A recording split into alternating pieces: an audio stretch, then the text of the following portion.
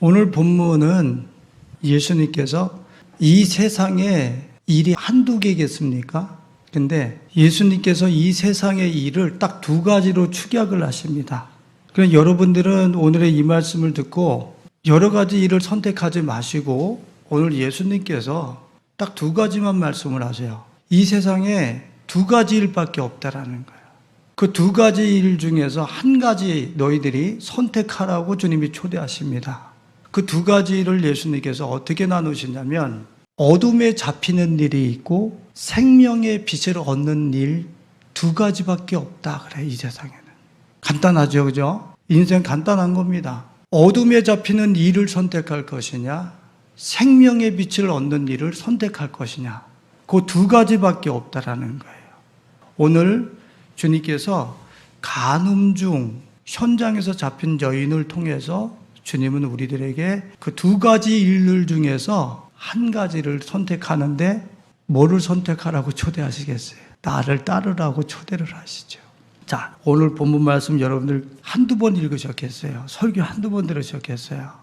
그런데 예수님이 성전에 오르셨어요. 근데 그 중에 거기서 여러 사람들을 놓고 가르치고 또 그들에게 증거하고 계실 때에 그 서기관들과 바리새인들이 음행 중에 잡힌 여자를 끌고 와서 어떻게 하면 되겠습니까? 묻는 거예요. 그 서기관들과 바리새인들이 물을 때 예수님이 뭐라고 말씀하시냐면 맨 마중에 가서 뭐라고 말씀하시냐면 우리가 12절에 보면 예수께서 모든 그 여인을 향해서 일단락 일을 마감하시고 난 다음에 정죄하지 않으셨죠. 그 사건을 일단락하시고 뭐라 그러냐면 예수께서 또 말씀하여 이르시되 거기에 대한 마침표가 12절이에요. 나는 세상의 빛이니 나를 따르는 자는 어둠에 다니지 아니하고 생명의 빛을 얻으리라. 그러면 지금 간음 중 현장에서 잡힌 여인은 어떤 일을 선택한 사람이에요?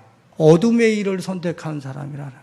그리고 자신을 따르는 사람은 생명의 빛을 얻는 일을 선택했다라는 것으로 지금 현장에서 간음 중에 붙잡힌 여인을 통해서 주님은 우리에게 음행한 여인은 어둠을 선택한 것이고 나를 선택한 것은 생명의 일을 선택한 거야. 어느 것을 선택할래? 이렇게 주님은 오늘 우리에게 도전하고 계신다는 거예요. 특별히 오늘 말씀을 보면은 주님께서 어디로 오르셨다고 그랬습니까? 2절에 보면 아침에 다시 성전으로 들어오시니 지금 이 여인을 서기관들과 바리새인들이 붙잡아 가지고 온 장소가 어디예요? 성전이란 얘기예요. 지금 성전. 그 얘기는 무슨 뜻입니까? 지금 그 여인이 지금 음행 중 잡혔느냐 안 잡혔느냐, 현장범이냐, 증인이 있느냐 없느냐, 돌로 치느냐 아니면 용서해주냐, 이것과 상관없이 지금 이 성전 안에서 벌어지고 있는 일이 지금 어떤 일이라는 거예요? 그 현장에서 음행하다 붙잡힌 그 여인의 모습이 거룩해야 될 하나님의 성전의 모습이라고 하는 것을 성경은 어필하고 있는 거예요, 지금. 그 여자는 뭘로 다루고 있습니까? 성경에서 음녀 내지는 교회를 여자라 하잖아요. 근데 지금 이 여인은 음녀란 말이에요, 음녀. 성전이 여자로서 하나님 앞에 그리스도 앞에 순결한 신부로 단장되어져 있는 게 아니라 이 남자 저 남자, 그러니까 이 신 저 신을 떠받들면서 하나님 외에 다른 신을 숭배하고 찾아 나선 그 여인을 상징적으로 표현하고 있다는 얘기예요. 이 여인의 모습은 지금 성전의 모습인 거예요. 성전의 모습. 서기관들과 바리새인들이 자기는 의로운 듯이 그 여인을 데리고 와서 돌로 칠까요? 어떻게 할까요? 이렇게 물었을 때 예수님이 너희들도 성전이잖아. 너희들도 똑같아. 그래서 돌로 칠 수 있으면 쳐봐.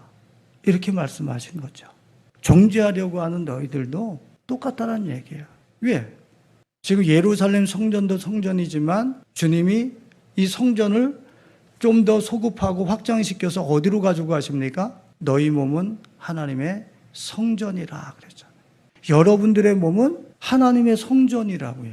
그러니까 현장에서 붙잡힌 그 여인만 음행한 것이 아니라 성전 안에서 성전은 하나님의 임재와 그분만이 신이라고 하는 창조주라고 하는 것이 인정되어지고 존중받아야 될 그 몸 성전 안에서 그분 외에 다른 것을 신격화해서 추적하고 다니는 우리들의 모습을 주님은 그 여인과 동일하다고 보시는 거예요.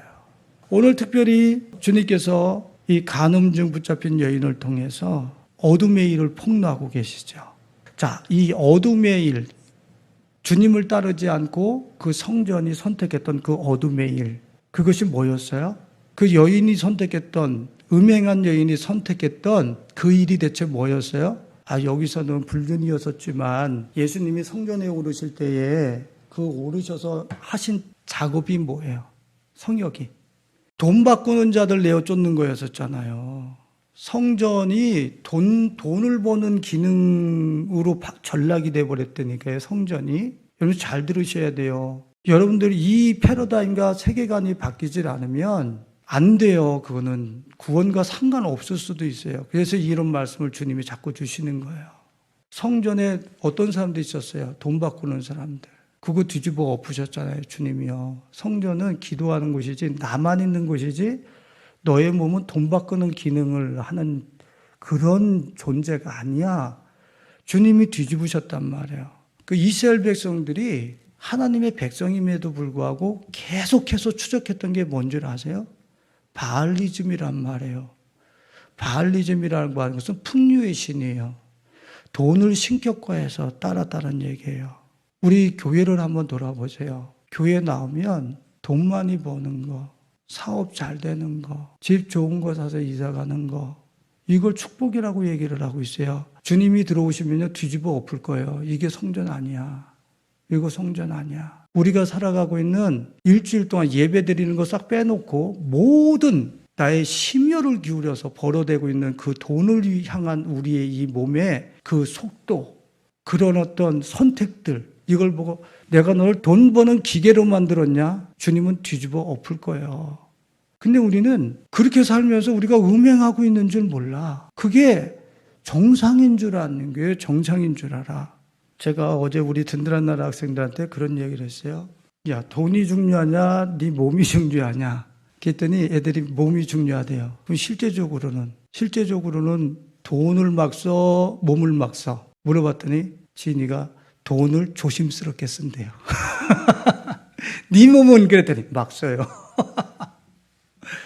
여러분들, 몸이 더 중요하죠? 그런데 우리는 몸은 막 쓰면서 돈은 어떻게 해요? 아껴 쓰고 조심스럽게 쓰고 남한테 뺏기면 안 되고. 왜 그런 거예요? 제가 어제 우리 학생들한테 그런 얘기했죠. 몸 중요하다는 건 누구나 다 알아요. 내가 더 중요하다는 거 알아요. 그런데 어렸을 때부터 지금까지 돈 벌어야 행복한다라고 하는 이야기를 학교서부터 부모로부터 계속 들었기 때문에 돈이 있어야 내가 행복한 거구나. 그렇지.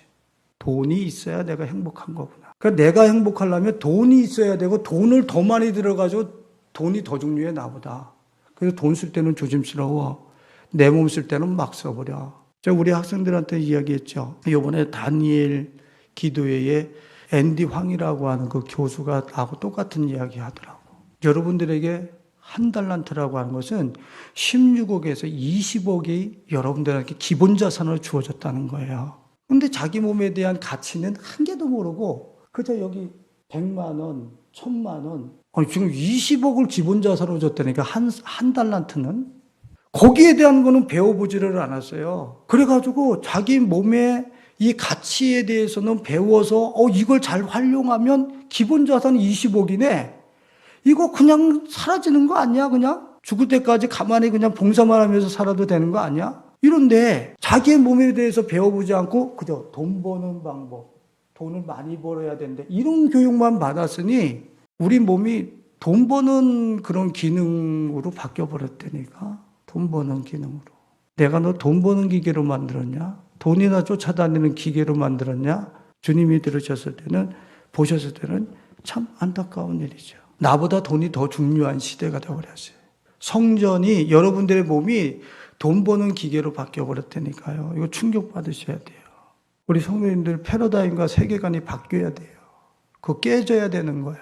깨뜨리셔야 돼요. 일부러 깨뜨리셔야 돼요. 집어 던져버리셔야 된단 말이에요.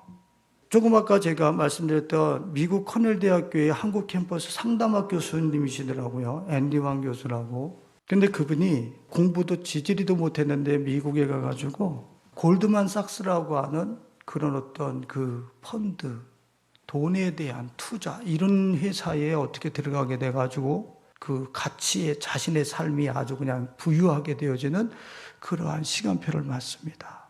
그런데 그런 돈을 많이 벌면서 사회적 지위도 높아지고 뭐 부시 대통령과 관련된 인척들의 돈도 관리하고 막 이렇게 자기가 세상의 어떤 그러한 직위와 레벨을 획득한 것 같아요. 근데 이분이 조그만 자기 개인 사업을 직장을 다니면서 살짝 손을 댔는데 자기 사업이 너무 잘 되는 거예요. 그러니까 직장을 선택할 것이냐 사업을 선택할 것인가 두 개를 가지고서 저울질 하다가 너무 사업이 잘 되니까 직장을 이제 포기를 하고 사업을 선택합니다. 그분 이야기예요. 그렇게 하고 그분이 일주일 만에 사업을 선택하고 일주일 만에 산산조각이 나버립니다. 그분 표현으로는 계란을 벽에다가 팍 던져버리듯이 그렇게 자기 인생이 산산조각 났다라고 해요. 저는 그 얘기 들으면서 그분이 뭐라 그러냐면 회사에서 돈을 많이 벌을 때도 자기 안에는 이미 공허함이 쌓이기 시작하고 충만해졌다라고 이야기를 하고 있어요. 그래서 돈을 많이 벌어도 골드만삭스인가 뭐 그런 회사에 들어가고 싶어도 뭐 사람들이 얼마나 하겠어요. 근데 그 회사에서 돈을 많이 벌고 자기가 지위를 획득해도 자기 안에 공허를 채울 방법이 없었대요. 저는 그 교수님이 내가 직장을 그만두고 사업을 선택할 것인가, 사업을 그만두고 직장을 계속 다닐 것인가, 그분은 그렇다고 여러분들 앞에서 이야기는 했지만 내가 봤을 때는 분명히 그분은 기독교 3대째 집안이거든. 하나님은 다른 걸 물어보셨을 거야. 너 지금 돈을 추적하면서 살을래? 나를 선택할래? 지금 둘 중 안에 하나 선택해. 분명히 그런 기회로 물으셨을 거예요. 그 뒷면에는 직장의 선택이냐 사업의 선택이냐가 아니라 분명히 너는 돈이냐 나냐 둘 중 안에 하나를 선택하라고 했을 거예요. 그 공허함 속에서 지금 직장 다녀도 그 공허함 속에서 깨질 거고 사업을 해도 그 공허함 속에서 깨질 거예요. 그때에 예수를 선택했더라면 계속 갈 수 있었겠죠. 그러나 그분은 직장을 그만두고 사업을 선택하는 동안에 돈을 더 많이 벌겠다고 하는 것을 선택하는 순간에 일주일 만에 산산조각이 나요. 일주일, 그것도 오래 가지도 않았대. 일주일 만에 그 잘 되던 사업이 직장 다니면서 하던 그 사업이 그 잘 되던 사업이 직장에서 사업으로 갈아타는 순간에 일주일 만에 박살나버려. 조금 아까 말씀드렸지만 계란을 벽에다가 집어던져서 박살내듯이 그렇게 아차기 나버리는 그런 충격과 그런 느낌이 자기 안에 왔었다는 거예요. 전요 우리 성도님들이 우리 교회가 제가 이런 이야기하면 여러분들이 뭐 듣기 싫어하시는 분들도 있을 거고 또 해 이러실 수 있어요. 근데 주님이 우리에게 허락되어졌던 기본적인 자산들을 내가 포기하면서 바보짓을 한 적이 있어요. 그런데 우리들에게 주어졌던 기본 자산을 선택할 거냐, 그걸로 그냥 그렇게 갈 거냐, 아니면 나를 선택할 거냐, 둘 중 안에 하나 선택해. 주님은 나한테 그걸 물으시는 거예요. 내가 만일에 안전한 거, 돈을 우선주의로 해서 내가 갔으면 여러분들은 지금 이 교회에 있지 않아요. 저서부터도 여러분들과 아마 우리는 구원이 이미 다 날아가 버릴 수도 있어요. 우리 교회는 지금 존재하지 않을 거예요. 근데 도리어 돈이 아니라 당신입니다. 이걸 선택했기 때문에 돈으로부터 도리어 자유해지는, 구속을 받지 않는 그러한 자리로 우리 교회는 나올 수 있었던 거예요. 할렐루야. 그래서 내가 그때 만일에 사람들이 그렇게 나한테 20명 목사님들이랑 전부 다 그거 선택하고 가도 돼요. 그냥 가져가도 됩니다. 이걸 선택했더라면 앤디 황이라고 하는 그 교수님 이야기를 들으면서 내가 만일에 그때 그렇게 선택했더라면 우린 싹 날아갔겠구나. 우린 구원에서 끊어질 수도 있었겠구나. 이런 생각이 나한테 들면서 오싹해지는 거예요. 그렇지, 하나님이 최고지. 이 성전에는 하나님만 계시면 되지. 이곳에 왜 돈이 자리를 차지를 해서 그것이 나의 신이 되고 우상이 되고 바알이 돼서 나의 경배를 받고 있는가? 그걸 음행한 여인이라고 그러는 거예요. 음행한 여인. 여러분들 마음 안에 돈이 아니면, 물질이 아니면, 바알이 아니면 무엇을 그렇게 우후죽순격으로 신격화시켜서 세워놓고 그 앞에 꿇어 엎드려 경배하면서 여러분들 살고 있습니까? 솔직히 여러분들 마음의 격리, 성전된 마음의 격리를 들여다보시려니까요. 그곳에 예수만 계십니까? 그곳은 하나님만 계셔야 될 자리라고요. 그런데 거기에 지금 예수님은 저 구석진 자리에 그 유치원들이 앉는 의자에 앉아 계시라고 그러고, 나의 모든 귀한 마음의 보좌에는 돈이 앉아 있고, 남자가 앉아 있고, 집이 앉아 있고, 그것들이 대접받고 있어. 예수는 저 구석진에서 유치원 앉는 의자에 이렇게 하고 앉아 있으라고 그러고, 실제 여러분들의 내면을 들여다보시려니까요. 그렇게 하고 그걸 구원이라고 그러는 거예요. 그걸 오늘 본문 말씀에서 음행한 여인이라고 그러는 거예요. 내가 너희를 만든 목적은 내가 너희 안에서 존경받고 공경받고 너희 안에서 다 하나로 내가 거하기 위해서 내가 이렇게 있는 거야. 너희를 만든 거야. 그러는 거예요. 한번 여러분들 내면을 들여다보세요. 사도 바울이 고린도후서 10장 5절로 6절에 보면 하나님을 대적하여 높아진 것을 다 그리스도께 복종케 하니 그래요. 근데 무슨 소리예요 이게? 여러분들 돈이 필요 없다라는 거예요? 남자가 필요 없고 집이 필요 없고 차가 필요 없고 이런 게 필요 없다라는 얘기예요? 그런 것들이 우리 마음의 보좌에 굵직 큰 데는 다 앉아 있잖아. 그 예수는 저 귀퉁이에 있잖아. 그게 잘못됐다고요. 예수가 마음의 보좌에 앉으시고 그런 것들은 유치원이라고 유치원 의자에 앉혀야 된다고. 그거는 그리스도 아래 복종을 해야 된다고요. 근데 그리스도는 유치원 의자에 앉아 있는데 나머지들은 대접을 받고 있어. 그것들이 내가 오늘 교회 가마. 이거를 그것들이 선택하네. 예수가 선택하는 게 아니라. 돈이, 야, 지금 돈이 벌리는데 어딜 교회 가냐. 돈이 딱 걸리면은 교회 안 가버려. 예수가 나를 통치하는 게 아니라 돈이 나를 통치해버리는 거예요. 이걸 음행한 여인이라고 그러는 거예요. 간음증 잡혔다는 거죠. 여러분, 이 세상에는 세 부류만 있어요. 불신자들, 교회에 나와서 믿음을 가졌는데 버림받는 자들, 그리고 믿음 갖고 구원받는 사람들. 세 부류. 그 세 부류밖에 없어요. 그러니까 교회에 나왔다 해서 제발 죄송한 얘기지만 교회에 나오고 우리 훌륭한 전성화 목사님 밑에 있기 때문에 구원받았으리라 생각하지 마세요. 정말 무시무시한 일이에요. 믿음이 있는 자들 중에 버림받았다고 하는 이유가 성경에 말이 기록되어 있어요. 제가 어젯밤에 자다가 읽은 책에서도 나왔어요. 믿음 있노라 하면서 구원받지 못하는 사람이 있다는 사실을 어제 침대에서 읽으면서 내가 잠이 들었어요. 난 이 설교에다 접목시키기 위해서 읽은 게 아니에요. 내가 예수 믿었으니까 그냥 내가 주일 예배 한번 떼워준 걸로 나는 당신한테 선심 쓴 거야. 그분이 그런 대상이에요? 내가 한번 선심 써주면은 그냥 퉁쳐버리면, 예배 한번 퉁쳐버리면 나머지 6일 동안 다 죄진 거 다 용서해 주는 분이에요? 얘는 절대 속으시면 안 돼요. 그 사단의 전략이에요. 아, 사랑의 하나님이 다 용서하시고 다 십자가에서 다 그런 거지 뭐. 여러분들 제가 어제 우리 든든한 나라 학생들한테 이야기했어요. 성경에 의가 많아요, 사랑이 많아요. 사랑은 몇십 번밖에 안 돼요. 근데 의가 각 장마다 의가 있어요. 의가. 왜? 의 안에서만 그 사랑의 하나님을 발견할 수 있으니까.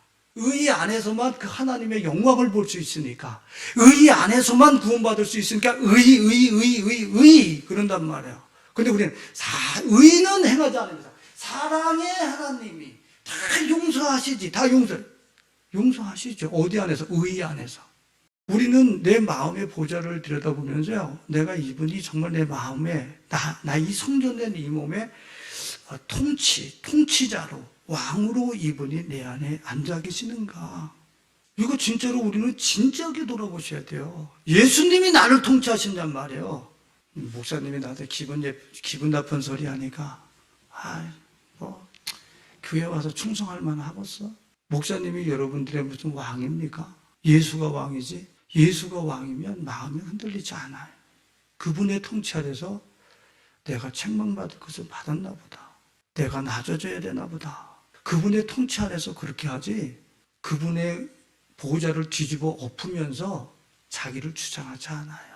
오늘 우리 사랑하는 분들, 고린도후서 10장 5절과 6절에 사도 바울이 하나님을 대적하여 높아진 보좌에 앉아있는 것들을 다 사로잡아서 초복종시켜서 그리스도 아래로 끌고 내려간다 그랬어요. 이 얘기를 제가 시각적 표현으로 그분을 왕의 보좌에 앉히시고 나머지는 유치원 의자에 앉히는 거예요. 그거는 나를 주장할 수 없어요. 그건 그냥 세팅되는 거지, 나한테. 그때에 그런 내 마음의 모두가 됐을 때에 주님이 뭐라고 말씀하시냐면, 너희의 복종이 온전하게 될 때에, 예수가 왕이 되어지고 남은 것들이 다 그 아래 복종하기 시작할 때에 모든 복종하지 않는 것을 벌하려고 준비하는 중에 있노라. 무슨 소리예요? 너를 통해서 이 시대에 무법 천지를 내가 심판하고 다스리시겠다는 얘기야. 할렐루야. 우와, 이거 대단한 거지. 내 마음 안에서 예수님을 보좌에 앉히고 나머지를 유치원 의자에 딱 앉혀서 그렇게 딱 질서를 잡으면 내가 너를 통해서 이 세상을 내가 심판하고 이 세상을 내가 다스릴게. 그건 예수님이 다스리는 거야, 내가 다스리는 거야? 같이 다스리는 거지. 할렐루야. 그 말씀 하는 거예요. 그러면 여러분들, 돈 버는 게 중요해요? 돈을 왕의 보좌에 앉혀놓는 게 중요해요? 예수님을 보좌에 앉히는 게 중요해요? 예수님을 여러분들 마음 보좌에 모시는 게 더 중요한 거란 말이에요. 그게 말로만 됩니까? 실제적으로 돈이 너한테 너무 크잖아. 그거 나를 놓고 포기해 볼 수 있어? 그거 뽑아버릴 수 있어? 네, 내가 당신을 선택해 보겠습니다. 너 지금 그런 어떤 관계들이 지금 나보다 그걸 더 소중하게 여기잖아. 그거 끊어버릴 수 있어, 한번? 끊어버리겠습니다. 내가 당신을 선택하겠습니다. 삶에서 실제적으로 그러면서 예수 그리스도를 내 마음의 왕으로 성전된 기능으로 회복되어지게 하고 나머지는 다 유치원 자리에 앉히는 거죠. 그렇게 내 마음의 작업을 실제적으로 했는데 잃은 게 한 개도 없어. 우리는 예수를 위해서 포기할 게 너무 많다. 뭘 포기해서 잃어요? 잃는 거 한 개도 없어요. 예수를 위해서 내가 포기하는 것을 내가 다시 못 얻는다. 주님이 뭐라 그랬습니까? 나와 복음을 위하여 내가 전토나 집이나 무엇을 포기하고 버리는 건 이 땅에서 100배나 더하여 받고, 그분을 얻기 위해서 내가 포기하는 것을 잃는다? 성경에 그런 거 없어요. 그분 때문에 정말 내가 잃는다고 그런다면 그분은 100배나 더하여 받게 하고 금 내세의 영생을 받지, 구원받지 못할 자가 없다라는 거예요. 그러니까 예수를 얻기 위해서는 너의 모든 것을 포기할 각오가 돼 있으라는 얘기예요. 예수는 그런 가치라는 거예요, 그런 가치. 근데 우리는 예수한테 예배를 지금 바쁜데 왜 드려야 됩니까? 무슨 구걸에 예수님이? 구걸에서 예배 드려달래? 아니, 너를 위해서 예배 드리라고. 나를 최고의 가치에다 두면 네가 최고 대접을 받는다고. 네가 나를 최고 대접을 하면 너가 최고 대접을 받는다고. 그래서 예배 드리라는 거지. 근데 우리는 어떻습니까? 돈 버는데. 지금 이렇게 재미난 것인데. 예수보다 더 재미난 것이 있습니까? 말도 안 되는 소리예요.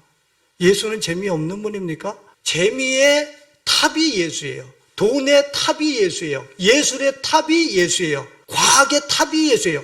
이 세상에 우리가 추구하는 모든 것 위에 모든 것 탑이 예수예요. 예수를 얻은 사람은요, 부족함이 없어요. 실제 그렇게 사시되니까. 근데 우리는 음행 중 붙잡힌 여인과 같이 내 속에 수많은 신들을 세워놓고 그 앞에 절하면서 음행한 짓을 그 앞에 가서 엎드려 절하면서 구걸하면서 예배드리면서 나는 음행 안 했는 줄 알아. 음행 안 했는 줄 알아. 주님 뭐라 그랬습니까? 그건 어둠의 일이야. 또 계속 그렇게 살면 네 어둠이 너를 덮어서 나와 영원한 빛과 상관이 없는 그곳으로 너는 끊어져. 그래서 그 여인에게 내가 너에게 다시 한번 기회 줄게. 내가 있을 때는 너 생명이 있고 내가 있을 때는 아직도 너한테 기회가 있는 거야. 아직도 너한테 기회가 있어. 나를 따라. 그러면 어둠의 일이 아니라 생명의 빛을 얻을 거야. 주님이 이렇게 말씀하시는 거, 그 여인에게 아직 너 기회가 있어. 나 너 정죄하지 않을게. 내가 너 그랬다고 그래가지고서 내가 이것이 진짜 나를 맨날 유치원 의자나 주고 말이야. 내가 너한테 구걸해서 예배 받냐? 해서 내가 너를 치지 않고 나 너 정죄하지 않을게. 내가 다시 한번 너에게 기회를 주겠다. 나를 따라라. 그래서 어둠의 일을 선택하지 말고 빛의 일을 선택해. 주님은 지금 이 독자들에게, 성경에 있는 독자들에게 그렇게 요구하시고 지금 우리에게 초대를 하고 계신 거예요. 여러분들 예수님의 부르심 앞에, 이 초대 앞에, 그 생명의 빛 되시는 예수 그리스도 앞에 그 부르심에 응답하고 그분을 따르는 가운데 생명의 빛을 취득하실 수 있는 우리 가족들이 되실 수 있기를 예수님의 이름으로 축원을 드립니다.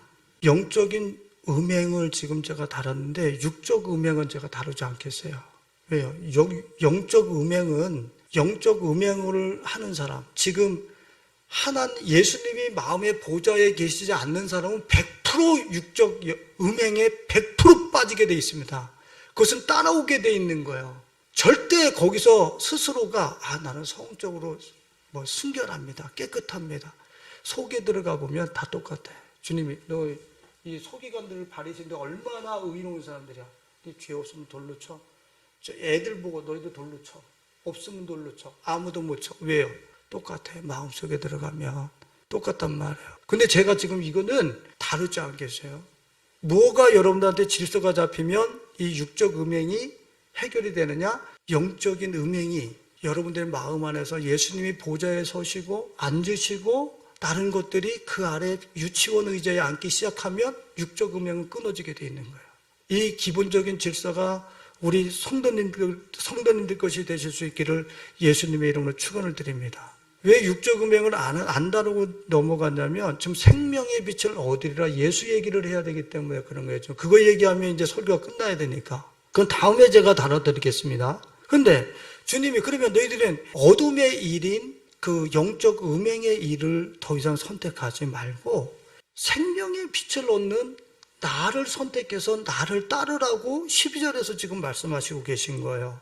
그게 또 이르시되 그러잖아요. 요한복음 8장 12절에 보면 예수께서 또 말씀하여 이르시되 그러잖아요. 지금 가늠한 여인, 현장에 잡힌 여인을 용서해주고 또 말씀하여 이르시되 거기에 이어서 말씀을 하시는 거예요. 여인아, 이제 어둠의 일을 선택하지 말고 나를 선택해.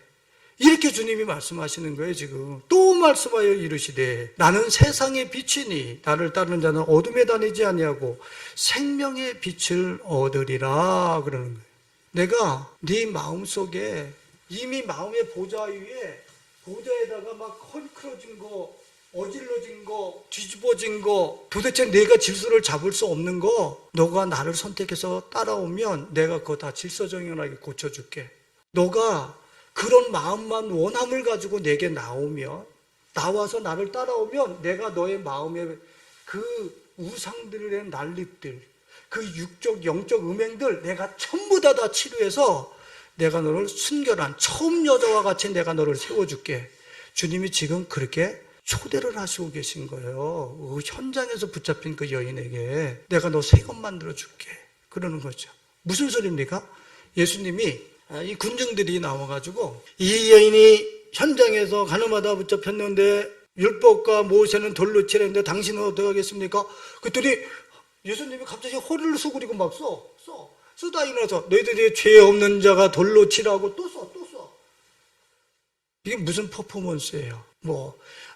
거기에 있는 사람들 한 사람들의 너 이런 죄 졌지, 너 저런 죄 졌지, 소녀나 너 이런 죄 졌지 이렇게 썼다라고 그래요. 주님이 왜 허리를 수그려 쓰는 모습을 2번씩을 여기서 강조하고 있어요. 본문 말씀에서 시내산에서 손으로 친히 말씀을 기록하셨던 그 하나님, 벨사살 왕 앞에 석기석 벽에다가 직접 손으로 쓰셨던 그 하나님, 그 하나님이 지금 이 땅에 오셔서 내가 너를 지금까지 우상 숭배하면서 음행했던 거 내가 징계하지 않을게.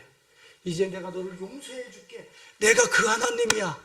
용서해 줄게. 내가 창조주야. 너가 내게 오고 나를 따르면 내가 네 마음속에 들어가서 네 마음을 새 것처럼 만들어 줄게. 내가 창조주야. 내가 창조주야. 예수가 지금 그렇게 선포하고 계신 거란 말이에요. 그 퍼포먼스는 시내산의 그 하나님, 고레스 왕, 바벨론을 다스리고 있는 큰 제국의 트럼프와 같은 그 왕, 그 무릎을 사시나무 떨게 만드는 그 주인공, 그분이 지금 와서 땅에 글을 쓰시고 계신 그 초라한 예수라는 거예요. 그러니까 너는 나를 따르면 내가 창조주기 때문에 너희 가슴 안에 손을 집어넣고 너희 그 마음속에 그 음행한 현장들과 흔적들을 싹 지워서 내가 새 여자 만들어줄게. 할렐루야. 나를 따라라. 이건 놀라운 역사죠. 내 과거를 어떻게 지워버리고 내 마음속에 있는 걸 내가 어떻게 정리를 합니까? 나는 못하게 돼 있어요. 근데 나를 따르라는 거야. 내게 오라는 거예요. 나를 최고 가치로 여기고 나를 제일 우선순위로 여기고 따라 나서라는 거예요. 그럼 내가 너희 가슴에 손을 집어넣어서 그 창조의 손길로 내가 내 마음판에다가 글을 써줄게. 순결한 여인, 깨끗한 여인, 새로운 매뉴얼을 내가 써넣어줄게. 할렐루야. 마음 안에 주님이 나를 작동시킬 수 있는 새로운 매뉴얼을 손을 쑥 집어넣어서 써주셨어요. 그럼 이제 어떻게 해요? 이제 어떤 돈이 유혹하고 뭐가 유혹하고, 야, 웃기는 소리 하지 마. 왜 남자가 날 웃기는 소리 하지 마. 그렇게 더럽게 안 산다. 그 추잡스럽게. 그러면 돌아보지도 않아. 왜? 마음의 매뉴얼, 이 나를 작동시킬 수 있는 그 매뉴얼이 바뀌어져 버렸으니까. 손이 쑥 들어와서 바꿔버렸으니까. 창조주의 손길이 여러분들의 마음판이 그렇게 바뀌어야 된다니까요. 주님이 잠언서에 뭐라 하세요? 너희 마음판에 내 말을 새기고 그랬잖아요. 그게 무슨 소리예요? 여러분들의 마음판에 지금 새겨져 있는 것을 통해서 나는 작동되는 거잖아. 돈, 작동돼. 돈에 막 작동돼. 남자, 여자, 막 작동돼. 그냥 이 세상 것은 막 작동돼. 근데 하나님의 말씀이 내 안에 손이 들어와서 기록을 하셨어. 내 마음에 하나님의 말씀이 기록이 됐어. 이제는 말씀대로 작동이 되는 거야, 내가. 말씀대로 작동이 된 사람들이 재미없을 거라고요? 이 세상에서 제일 행복한 사람이라니까요. 시편 95편 10절로 10절 잘 들으세요. 여러분들 오늘 중요한 이야기입니다. 같이 읽습니다. 내가 40년 동안 그 세대로 말미암아 근심하여 이르기를 그들은 마음이 미혹된 백성이라. 무엇이 미혹됐어요? 마음이 미혹됐대요. 지금 그 안에 하나님이 아니라 다른 우상들로 가득 차 있다는 얘기예요. 마음이 미혹된 백성이라. 시작. 내 길을 알지 못한다 하였노라. 그러므로 내가 노하여 맹세하기를 그들은 좀 잘 들으세요. 지금 마음이 미혹돼서 마음에 예수가 마음의 보좌 위에 앉아있지 않는 사람들, 마음이 우상 숭배로 인하여 우상들이 우죽순으로 있는 사람들은 그분의 길을 알지 못해서, 하나님께 가는 길을 알지 못해서 어디 못 들어간다고요? 안식에 못 들어온다는 얘기는 천국 못 가 그러는 거예요. 너 천국 못 들어와 이렇게 하시는 거예요. 누구한테? 안 믿는 사람들한테? 광야 40년 동안 불기둥과 구름기둥을 보면서 걸어다니던 이스라엘 백성들, 애국에서 나와가지고 불기둥과 구름기둥 보면서 거기서 만나를 먹고 메추라기를 먹고 신발도 달지 않네, 옷도 달지 않네, 이거 다 경험한 사람들, 그 사람들 하나님 살아계신 거 다 아는 그 사람들 못 들어온다고요. 그냥 불신자들이 못 들어온다는 게 아니라니까. 이건 무시무시한 얘기예요. 안식에 들어오지 못하리라. 너 천국 못 들어와. 여러분들 인생 끝장난 거예요. 천국 못 들어가면 인생 끝장난 거예요. 천국은 이 땅에서부터 사는 거라 그랬잖아. 제가 여기서부터 사는 거라니까. 제가 왜 이렇게 쥐뿔도 없으면서 자신 있고 행복하게 사는 거예요? 그 맛을 아는 거예요. 예수로 살아가는 게 얼마나 좋은 건지. 전 그거 하나밖에 없어요. 자, 마음이 미혹되면은 그 길을 알지 못하여 안식에 못 들어오는데, 자, 봐보세요. 시편 97편 봐보세요. 11절을 다 같이 읽어봅니다. 의인을 위하여 빛을 뿌리고 마음이 정직한 자를 위하여. 할렐루야. 이게 무슨 소리예요 지금? 아까 마음이 미혹된 자는 길을 알지 못하여 천국에 못 들어온다 그랬는데, 의인을 위하여 빛을 뿌리고 마음이 정직한 자. 의인이라는 얘기와 이 마음이 정직한 자는 지금 어떤 사람이에요? 지금 마음이 미혹된 가운데서 치료함 받아가지고 하나님만을 성전 삼고 그분을 나의 성전 삼고 또 내 마음을 그분의 성전으로 해서 정직하게 그렇게 그분 앞에서 바르게 살아가는 그 사람 말이에요. 창조 원리와 목적을 따라 너는 내 성전이야, 이것을 따라 사는 사람을 의인이라 하고 그 사람을 정직한 자라 하는 거예요. 그 사람을 향해서는 주님이 무엇을 뿌린다고요? 빛을 뿌린대요. 빛을 그 앞에다 뿌려준대요. 그 다음에 어떻게 해요? 그 앞에서 기쁨을 뿌려주신다는 거예요. 할렐루야. 이런 행복이 어디 있습니까? 제가 이 얘기를 잠깐 하고 넘어갈게요. 우리 만에 진이가 이렇게 있잖아요. 진이를 이렇게 우리 맨날 보는 이놈 보고 뭘 그렇게 내가 기쁘겠어요. 근데 얘가 놀다가 간 자리에 기쁨의 흔적이 왜 뿌려져 있다라니까요. 얘가 놀다 간 자리에 기쁨의 흔적이 막 뿌려져 있더라고요. 어제는 자기가 카톡에다 우리 가족 카톡방에다가 뭘 올렸어요. 올려가지고 아빠 꼭 들어보라는 거예요. 이거 자기가 작곡을 했다나 어쨌다. 그래가지고 들어보니까 가사는 들어보기도 힘들어. 잘 나오진 않는데 거기에 기타, 피아노, 우쿨렐라, 악기가 다 들어가 있는 거예요. 그 노래에. 그래서 이거 세 개를 어떻게 다 같이 했냐니까. 그랬더니 하여튼 공정을 가르쳐 주더라고. 피아노 먼저 치고 노래하고 그 다음에 그거를 또 다른 데 옮겨서 틀고서 우쿨렐라 치고 그 다음에 그거에다 뭐 했다고? 또 녹음을 해가지고 그 다음에 뭐 했다고? 그러니까 계속 자기가 거기다가 입혔더라고. 입혀가지고 그거를 가족 카톡방에다 올린 거예요. 얼마나 웃음이 나는지. 근데 가사를 못 알아듣고서 가지고 야 가사 좀 올려봐. 그랬더니 제가 가사 읽어드릴게요. 얘 웃겨서 그래요. 전도여행이 노래 전도여행이에요. 전도여행. 힘든 여행 너무 멀고 힘들어. 힘든 여행 너무 멀고 힘들어. 힘든 여행 왜 이 길을 가야 하나. 힘든 여행 너무나도 힘들어. 힘든 여행 너무너무 힘들어. 내 모든 것은 준비됐어. 다 함께 신나게 전도 여행. 갑자기 반전이 일어났어. 힘들다고 그러다가 갑자기 나를 위해서 다 준비됐어. 갑자기 힘들다고 그러다가 그러면서 이거를 보내달라고 하면 제가 보내드리겠습니다. 할렐루야. 또 빌보드 차트에 또 올라갈 줄 압니까? 기쁨을 뿌려. 삶 속에 저 꼬맹이가 기쁨을 뿌리면서 다녀. 빛을 뿌리고 다닌다고 그러잖아요. 자, 마지막으로 시편 105편 3절 봐보자. 그의 거룩한 이름을 자랑하라. 여호와를 구하는 자들은 할렐루야. 이거 봐요. 그냥 마음이 즐거웠다니 거기다가 술 안 마셔도 된다니까요.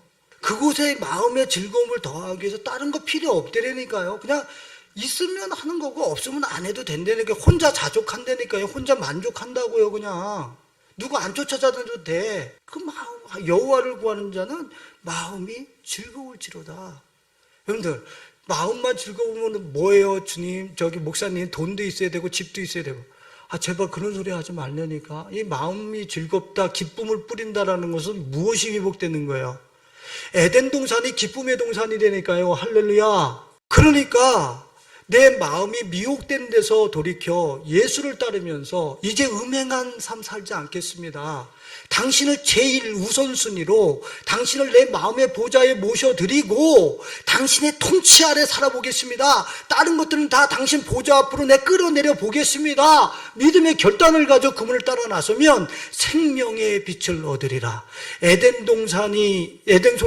동산에 기쁨이 뿌려질 것이고 빛이 그 앞에 뿌려질 것이고 즐거움이 뿌려질 것이고 할렐루야. 이 귀한 축복이 우리 성도님들 것이 되실 수 있길 예수님의 이름으로 축원드립니다. 기도하겠습니다.